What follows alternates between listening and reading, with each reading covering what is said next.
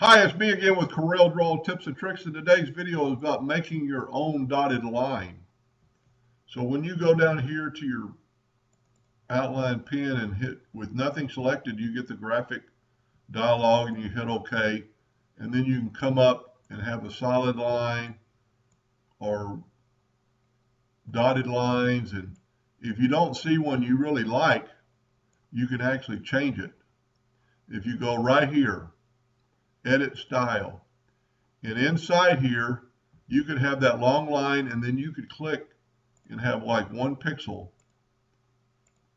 and then it's going to repeat that, and then you could have another, so we're two dots away from that one, so you could go like this,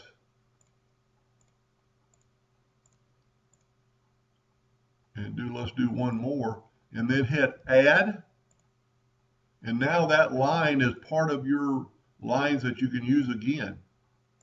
And just to show you that, and let's just draw a straight line holding down the control key to make it parallel.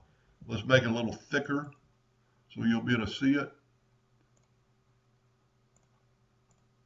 And there's your new created dotted line. Dotted lines are pretty cool for designing things and or cutting like paper or cardboard, where you're going to have a fold line.